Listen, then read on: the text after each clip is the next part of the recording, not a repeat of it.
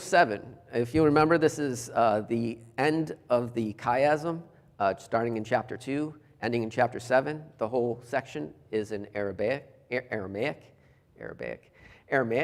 And some of the things we mentioned is, each of them relate to each other, but there's also differences. So last week, we talked about there's differences between 4 and 5. 4 is talking about Nebuchadnezzar, and God humbles him so that he honors God. And one of the things we see is that, it is God's supremacy over kings and kingdoms. Actually, someone was trying to come in through the back door and wasn't able to do it. I don't know if you want to catch her. But supremacy over kings and kingdoms, and that to someone that honors God, we didn't see him restore Nebuchadnezzar until after Nebuchadnezzar honored God. Then on the other side, you have Belshazzar, who dishonored God, who actually opposed God. And one thing you see is that God removed him. There was no restoration plan in there for someone that just opposed and continued to fight against God. And you see, actually, his judgment came very quickly. It was carried out very quickly. So anyways, you see similarities between this, God's supremacy, but also in response to how one honors or dishonors. And then also the second part was 3 and 6. 3 was with Shadrach, Meshach, Abednego. That was showing once more the bravery to not do what God has told us not to do, them carrying that out. And then with Daniel, you see the bravery, it isn't about not doing, but in doing, in praying. So there is great bravery to do both the things that you shouldn't, but also the things that you should. And now we come to 2 and 7.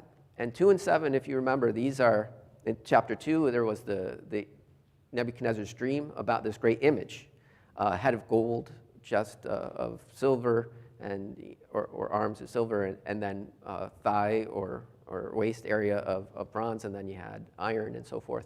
And it's talking about these 4 kingdoms. And there is a similarity, because today we're going to talk about these 4 beasts. And so it's also about these 4 kingdoms.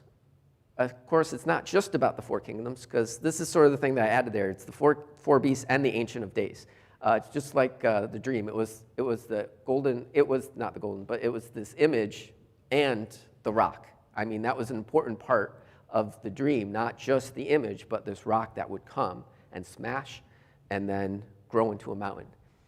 And so also, as you read this, I think one of the things to think about is there are similarities, but there's also a difference. One of the similarities we're going to see is that Nebuchadnezzar was very fearful after that dream. And Daniel, after this vision, is also very troubled. But they're troubled about very different things. And so I think it's, it's valuable to think about that a little bit as well, because one of them, the first one in chapter 2, is this perspective of really a man sort of perspective, a man who doesn't know God perspective. And so Nebuchadnezzar fears this rock, right? That's really what he feared, this rock that was going to destroy and do away with all kingdoms, including his kingdom, including, everything would be destroyed. And so you also then see this idea of the image. It's, maybe very prestigious, head of gold. And we don't see that anymore. It's not a very nice image. We have 4 ferocious beasts. And so what we have as a difference as well is one is really a man-centered perspective, man who doesn't know God. And this next one, chapter 7, this is really more of what people think is God's perspective as we look at the 7 beasts. So I'll just begin here in chapter 7. We'll just read through the first few verses here. It says, "In the first year of Belshazzar, king of Babylon, Daniel saw a dream and the visions of his head as he lay in his bed. Then he wrote down the dream and told the sum of the matter." And I'll just pause again. One thing again, first year of Belshazzar, king of Babylon. If you remember, chapter 6 was already, we're like going back in time now, right? Chapter 6 was King Darius of the Mede. This is a time when Daniel's like in his 80s, a much later time, and now we've gone back. And some people say, this gives credence to the idea of the chiasm because Daniel's now arranged something that's not quite, and of course, as people think of apocalyptic literature and so forth, they also see that, well, Daniel's also starting to give this whole thing about all the visions that he had and so forth, and so he's also relating that. So either way, it is stepping back a little bit. And I think the other thing, once more that we mentioned King Belshazzar, we discussed him before. We don't really know exactly. We think he's probably Naboni's eldest son, though. And so this is, some 60 years after Daniel's captivity. He is kind of old at this time as well, but anyway, so we continue. And it says, I saw in my vision by night, and behold, the four winds of heaven were stirring up the great sea, and four great beasts came up out of the sea, different from one another. And the only thing I pause here is I really kind of broke down this vision into two sections. I think it's similar to the dream in chapter 2. You could also kind of say two sections. You have the statue and all the description of the statue, and then you have the stone. And I think there's a similar sort of thing here. And so I think there's an intro into each of the two sections. And here we start with the intro, and it talks about two things. It talks about these four winds of heaven stirring up the great sea, and then the four beasts that came out of it. And one of the things to think about is it's interesting how this portrays everything. We know Daniel had a dream, and in dreams, it kind of alludes to your imagination. We don't know exactly what it looks like, but as we read these things, it kind of creates a number of different pictures in your mind. And I think that's for a reason. It's trying to relay the dream, but it's also trying to, is that door unlocked? Because we have someone else. Or that's maybe Mike Kuftak. He might be able, it's unlocked. Okay, good. Sorry. Also trying to relay some sort of imagery, I think, to us as well. And one of the things we get with this four winds of heaven, this isn't a new imagery. We've seen it employed other places in the Bible. I mentioned here a few different places. I don't know if you can see. Actually, if the lights were, I don't know. Can you guys see that okay? Or do we need maybe the rear lights, if we got those off? No? If you turn the lights off, I think it shows the rear floodlights and these, yeah, helps. Yeah, thanks. Well, I don't know. So we see this picture a number of times. I mentioned, a few different references there in Ezekiel and in Zechariah and in Mark as well. But I find that there's a lot of connections going on here. And some of the things that they talk about, four winds of heaven, it kind of brings into your mind, the sea is being battered from all different directions, right? It's just, there isn't like one clear, but there's a lot of different things going on as far as stirring up the sea. And the other thing that comes to mind is just once more some of the imagery that you see about Israel with what I think about, you have these north, south, east, west directions, and the imagery you see with the cherubims. You had one with the face of an eagle, face of a lion, face of an ox, and then face of man, and how that relates also to how Israel encamped around the ark. There was, three tribes, three tribes to the north, three to the south, three to the east, and three to the west. And there, it some ways conveys to me, this idea that there's many different factors. If you're bringing about the rising of nations, what all goes into that? It's just that God has a lot of different things that go on. And I just get that imagery. You can't really comprehend everything that's going on. It's coming from all different directions. All different factors are coming in to bring about some change. So anyways, it also kind of relates that this is from God, though. It once more relates that supremacy, that God is in control. And so these four beasts didn't rise out of their own will or out of their own abilities. God caused these four beasts to rise. So I also think it's God's power and supremacy in bringing these nations to be. And, the Great Sea is also, I mentioned some passages there, that's also something that's common to refer to all of humanity. So, you look out on the sea represents all of humanity, and out of this sea of humanity rises these beasts, ferocious beasts. And so then we go into the descriptions of these beasts after that. And so we have the first beast, and it says, the first was like a lion and had eagle's wings. Then as I looked, its wings were plucked off, and it was lifted up from the ground and made to stand on 2 feet like a man, and the mind of a man was given to it. And so the first beast we understand to be Babylon for a few different perspectives. First of all, if we relate it to chapter 2, we know that the head of gold, it was even said there that the head of gold is Nebuchadnezzar, it's Babylon. And so there's that part, as far as it being a chiasm and knowing the four kingdoms being mentioned here are actually the same kingdoms. But there's also the factor that the lion is referenced in Jeremiah as referring to Babylon. The eagle is mentioned again by Jeremiah, and one of the places it's also mentioned is Lamentation and in Ezekiel. It also is a reference of an eagle. And some of these references, they do reference various nations, again, like a lion, like an eagle, like a bear. These sorts of references are made at various times to different nations. And in some ways, it's conveying, I think, the ferociousness of them. Lots of wild beasts are mentioned that way, that they're kind of ferocious, they're not kind nations. They take over in a cruel way. But the other thing we know is with the lion and the eagle, these are also majestic beasts out of there. The lion is the king, and so is the eagle, kind of the king of the skies. And so there's also that sort of idea, I think, conveyed. But the last thing we see is, became like a man, but after its wings were torn off.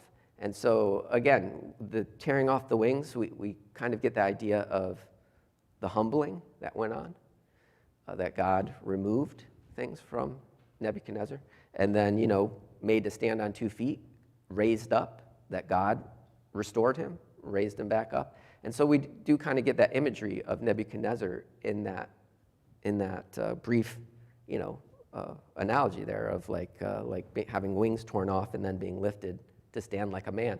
And here it's kind of like man is presented in a positive light. A man's much better than a lion, if you think about it. You'd much rather deal with a person than, well, I don't know. Some people would say, like, you don't know what a man is up to. But yeah, it's conveying that idea that here's someone that we're giving some amount of maybe intellect to, some amount of decency to, that he had heart of a man given to him. Not necessarily saying that he was made more evil, but he was now made, maybe more of what God would envision. Again, this is God's perspective. Giving him a heart of a man was, when he gives us a heart, this isn't a heart where God says, oh, this is an awful thing. Yes, with sin, it's awful. But anyways, I think this is talking about, that idea of giving a true heart, and also something where someone might refer to that saying, well, again, does this convey that Nebuchadnezzar was changed? His heart was changed? He's referencing his heart here. And God gives him a heart of a man. Is he somehow saying that, yeah, this is further reference that this is Nebuchadnezzar. He was changed. We will see him in heaven. Again, you don't know, but there's certainly some sort of imagery given there where it says, yeah, something was changed about this kingdom and a king. So anyways, those are things interesting to think about. Then we get to the second beast, and it said, and behold, another beast, a second one, like a bear. It was raised up on one side. It had 3 ribs in its mouth between its teeth, and it was told, arise, devour much flesh. And so the second beast we understand is the kingdom of Medo-Persia Empire. It says, like a bear, there's Isaiah in Isaiah chapter 13. I'll actually read that real briefly because it kind of speaks of the ferocity of the Medo-Persians when they would come. If you want to turn to Isaiah 13, 17, and 18.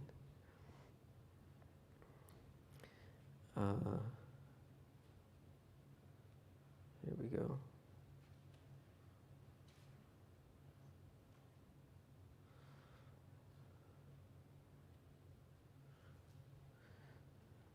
Okay, it says, behold, I am stirring up the Medes against them, who have no regard for silver and do not delight in gold. Their bows will slaughter the young men. They will have no mercy on the fruit of the womb. Their eyes will not pity children. I don't know, it sounds, these were pretty relentless people as they came to conquer. And so I think that's some of the ferocity, the strength, but also ferocity of a bear. And other places when it talks about a bear, it makes reference, this is a bear robbed of its cubs. Not like a bear just lumbering about in the woods, but a bear with a purpose of wanting to damage and kill and revenge of some sort. But anyways, raised up on one side, we also understand that to be Persia greater than the Medes. And it also has a reference in a way of tying it to Daniel 8. Daniel 8's about a goat and a ram, if I'm remembering right. No, a goat and Daniel 8. But Daniel 8, it talks about two horns, one horn bigger than the other. And so that's sort of the idea as well of tying it to there. And in Daniel 8, chapter 8, verse 20, that's where it directly said, no, this is the Medo-Persian Empire. It makes a definitive statement that that's what this empire is. And then we also have this thing about the three ribs, and it's thought that these three ribs in its mouth probably is about how it takes conquest against these three other nations. I mean, it conquered Lydia and Babylon, but it also had a number of different conquests against Egypt as well. So it may be these three ribs picture that. And then it's told to eat its fill, and one of the things note about the Medo-Persian Empire is that they were very much bent on conquest. I mean, that was a big focus for them. So anyways, this imagery of the beast kind of gives this idea of what this empire is like, and it kind of fits, it fits well with the Medo-Persian Empire. Next, we get to the third beast, and the third beast, it says, after this I looked, and behold, another one like a leopard with 4 wings on its back.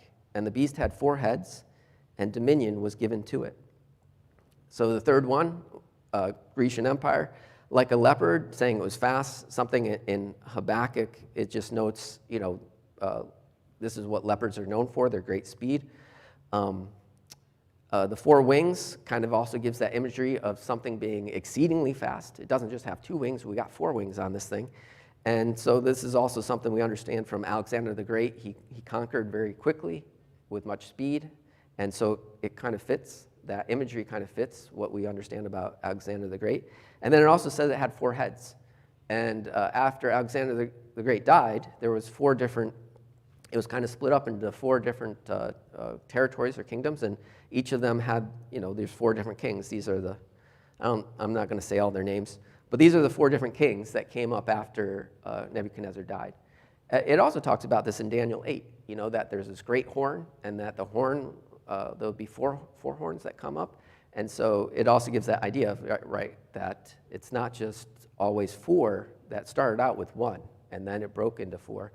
And again, ties this beast with what we see in Daniel 8. And Daniel 8 makes a definitive statement that this is the Grecian Empire. Then we come finally to the 4th beast. And it says about this, it says, after this I saw in the night visions, and behold, a 4th beast, terrifying and dreadful, and exceedingly strong. It had great iron teeth. It devoured and broke in pieces and stamped what was left with its feet. It was different from all the beasts that were before it, and it had 10 horns. I considered the horns, and behold, there came up among them another horn, a little one, before which 3 of the first horns were plucked up by the roots. And behold, in this horn were eyes like the eyes of a man, and a mouth speaking great things. There's a few different things, to note. First of all, it doesn't describe it as any one of the beasts. And one of the things, when looking at that, if you look at Revelation chapter 13, Revelation 13 also has a beast with 10 horns. And Revelation 13 does mention different beasts, but it doesn't mention any one beast. So, that is one of the thoughts about maybe he doesn't mention it like a beast because it really represented many of them. If you look at Revelation chapter 13, it starts off saying, and I saw a beast rising out of the sea with 10 horns and 7 heads, with 10 diadems on its horns and blasphemous names on its heads. And the beast that I saw was like a leopard, its feet were like a bear, its mouth was like a lion's mouth. And to it the dragon gave his power and his throne and great authority. So, one of the ideas here is when it talks about this thing, it doesn't mention 3 different beasts, but it does give 3 different characteristics. Both it says it's terrifying, it's dreadful, it's exceedingly strong. Do these 3 represent, in a way, these 3 beasts? Or is this beast the future? Because, that's sometimes where the problem lies with people. They say, well, we know that Rome came after Greece, Roman Empire. It was a very strong empire, I mean, iron would depict Rome as being one of great strength, ferocity as well. And so, one of the things is like, well, I think what helps us in some ways is that image in chapter 2. You have iron legs, but its feet were iron mixed with clay, and, it has 10 toes. And so, when you think about this, a lot of people say it's the Roman Empire. I agree. But when I thought about this, I said, how do we know that, a number of people say we think there'll be a revived Roman Empire or something like that. And I said, how do we know this? Because all we can say is it's Rome, and then we have this fourth beast, and we also have this statue with iron legs and iron mixed with clay with these 10 toes. And one of the things I thought compelling as far as how to think about this is people say, what happens to this 1,000 years in which we don't really see Rome? Like, where's Rome today? And so one of the things I thought about was also, is God giving a complete picture of this is a kingdom that will reign for, thousands of years, and then he'll return, and at that point there'll be these 10 horns and everything? Or is God giving a picture that says this kind of relates to maybe the 77s that we'll later read about in Daniel chapter 9, where you say, well, there's the 69 sevens comes up to a point where, Christ enters Jerusalem, and then we have this gap, right, until the final 7 of the tribulation time. And if you were trying to picture saying, if I'm relating something that would be like the 77s, you'd naturally have it as saying, well, there's this statue, but then there's this really big gap in the statue, and then there was toes attached at the end of the gap or something like that. But you'd say, there's this one kingdom. I don't know. I think it's interesting to think about how does this relate, and also the idea of when God looks at this with these beasts that rise up out of all the sea of humanity, is he talking about? Is he only talking about the rulers, or the people? And so the other thing I think that's interesting is when we talk about Rome, what were the people that made up the Roman Empire? Where are they today? What nations make that up? Is that U.S. that's going to be part of this beast? Is that Europe that's part of this beast? Anyways, we don't really know these things, right? And the point of it wasn't that, but the point was for us to think about the terrifying part of this beast. And again, I think we could think about Rome. Certainly there's horrible things done with Rome under Roman rule. But, when Daniel thinks about this and he fears it, to me it's conveying really that later part when it talks about the 10 horns. This is the part that Revelation mentions specifically, the 10 horns, and this tribulation time. And so if you're thinking about someone to be terrified, Daniel's not terrified about the rock, but he does fear this time of tribulation, I think. I think all Christians, if you study Revelation, we would be like, we don't want to be in tribulation time. We would rightly fear that too. And so it would be troubling for us to think about, if we didn't have any revelation that talks about the rapture, and people thinking, well, we won't be a part of it because of this rapture, and this was a mystery that before was unknown, we would have a great fear, being like, who's going to be alive that goes through that again? Is that going to be me that goes through that? And I think we could understand in a way the great bit of troublingness that Daniel had in thinking about this and saying, wow, this is going to be really bad. This beast, what it represents, is a really bad time for the people that live in that era. So anyways, when I think about this, though, I think later on, it really does come out, some of the things that we think about, Daniel thought about. And so if we move on, before we get to that, we'll get into the Ancient of Days, though. And moving back to Daniel out of Revelation. Daniel chapter 7, verse 9. We get to what I view as the second part. And just like in the beginning you had the four winds stirring up the great sea and the four beasts, it kind of gave a little intro to that section. I kind of see this as the same way.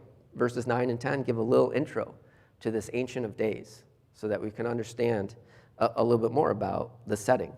And so it says, as I looked, thrones were placed, and the Ancient of Days took his seat. And one of the things mentioned about thrones, people will say, like, what are these thrones? The only thing, that I referenced was Revelation 4:4, where we see the throne room again of God, and a throne of, God the Father, and then there's 24 thrones about it. Is this a reference possibly to these 24 thrones? Possibly. And then the Ancient of Days took his seat. Another unique thing is this reference to God the Father as the Ancient of Days. We don't really see this sort of picture anywhere else, this Ancient of Days picture. Well, this is the first time we see it anyway.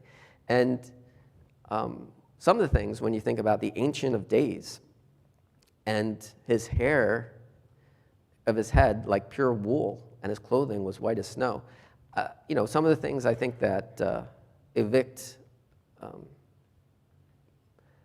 the imagery for is again, I thought about, there's also, of course, hair on the head that's white. One could say wisdom, others would say purity, others might say righteousness, and certainly it's all those things, because one of the other things I found that was interesting about this is in Psalms 97, verse 2, it said that his throne, the foundations of his throne are righteousness and justice, and I think those are part of the pictures trying to portrayed here about the throne, a throne where he is clothed in righteousness, that there's this fire that in a way is giving this idea of justice. And so I think, Psalms 97:2 kind of ties into this imagery for us to understand it, because that's what 97:2 says about the throne. Its foundations are righteousness and justice.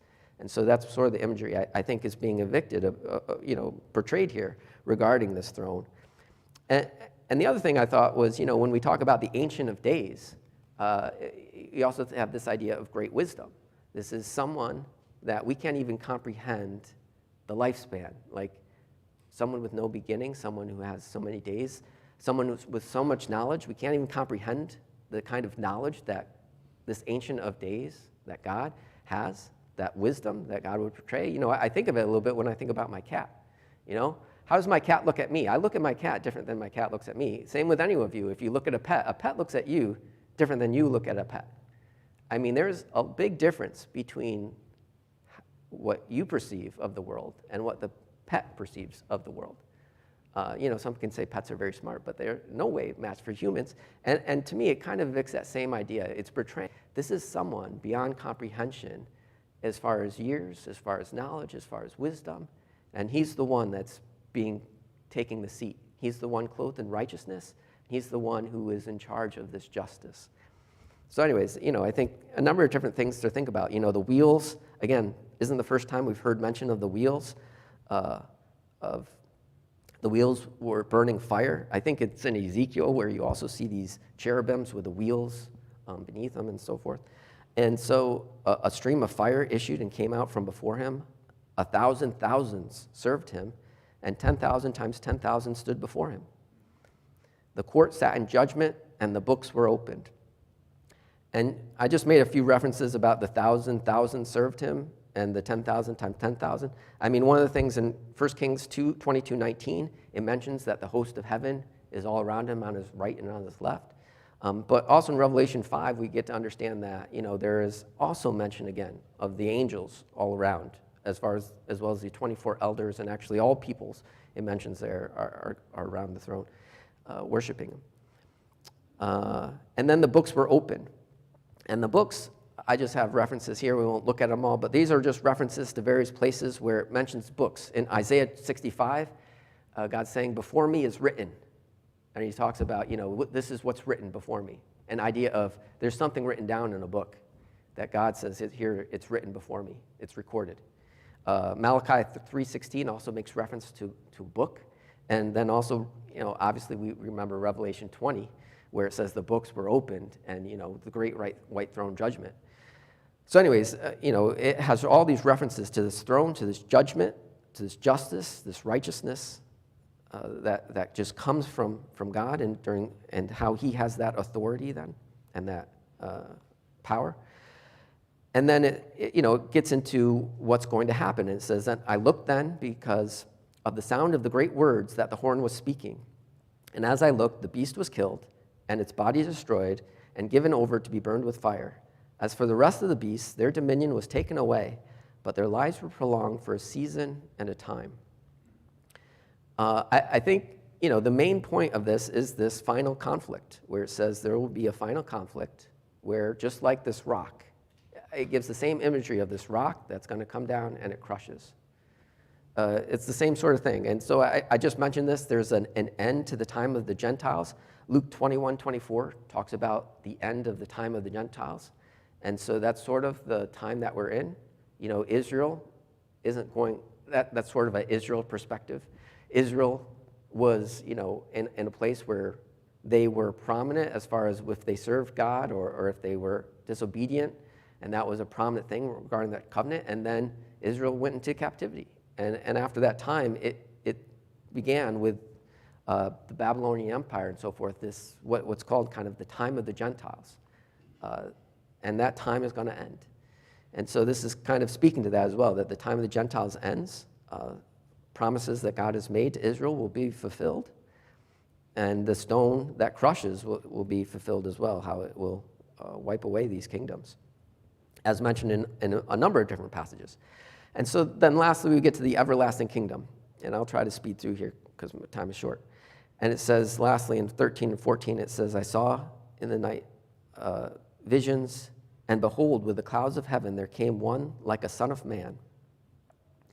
And the son of man reference is of course, another unique reference that we find God reference to himself, or Jesus Christ reference to himself in the Gospels. He says, that he is the Son of Man. And that's kind of in keeping with how one might think about when people ask Christ, are you the prophet? Well, what does he mean by the prophet? Aren't they just asking if he's a prophet? No, that's not what they're asking. They're asking if he was the prophet. The prophet is the one that Moses talks about, that there will be a prophet greater than him. And so people were asking him, are you the prophet? The one Moses talked about. And so people understood that reference. And so it was kind of tricky when Jesus was to answer that, because he's like, yes, I am the prophet. But you don't understand enough if you just think I'm the prophet. That's not enough to understand about who he is. So for Christ to give him a simple answer like saying, yes, I'm the prophet, that wouldn't be like really a service to them to understand who he really is, I think. And so you don't see Jesus really respond to that in such a way. But you also understand that he is the Son of Man, as referenced here in Daniel, and people would all understand, the Son of Man, it's not a Son of Man, he's the Son of Man, the one referenced here in Daniel. And so also it's important when that comes about, because these references that God makes all ties into these Old Testament references that have great meaning about Son of Man, the one that will reign, the one that's going to have fulfilled what it mentions here, that he was presented before him. He's given dominion and glory and a kingdom, that all peoples, nations, languages should serve him. His dominion is everlasting, which shall not pass away, in his kingdom, one that shall not be destroyed. So I'm just going to try to wrap up really simple here. This, fulfills the Davidic covenant, as referenced in 2 Samuel 7, about this eternal kingdom, about one who will rule forever and ever. And then in summary, not going to go through the rest of the chapter here, but I just want to bring about, because there was questions that Daniel had. And I think in the end, that's sort of the same idea to us. Many times we look at this passage and we have questions, because we want to know more about certain things. And Daniel had, I find Daniel's questions aren't really different than the questions we face today. People want to know, I want to know more about this fourth beast. Daniel wanted to know more about the fourth beast. And he's like, I want to know more about these 10 horns. And Daniel says, I want to know more about the 10 horns. And and it's like, what's this little horn? And Daniel's like, I want to know more about this little horn. He asked all those questions. And he says, I want to know more about this. But the angel, as it portrayed to them, there's an important concept here. And it's, first of all, it's the future for God's people is the eternal kingdom. This is the thing to focus on, that the eternal kingdom is sure, that this is our inheritance, the eternal kingdom with God, with his Son. And not only that, it also says, that there will be lots of different troubles till that time. But he says, rest assured, these kingdoms will be conquered. This will happen. And so many times I just tied this whole part, my summary of it is really kind of what John 16:33 says. It says to you, I've said these things to you that in me you may have peace. In this world you will have tribulation. But take heart, I have overcome the world. And so if I wanted to summarize what the message was in chapter 7 that God wanted to convey, I kind of think that's the message. He says, I'm relating these things to you to understand, yes, there's going to be great difficulties, and you may go through great difficulties.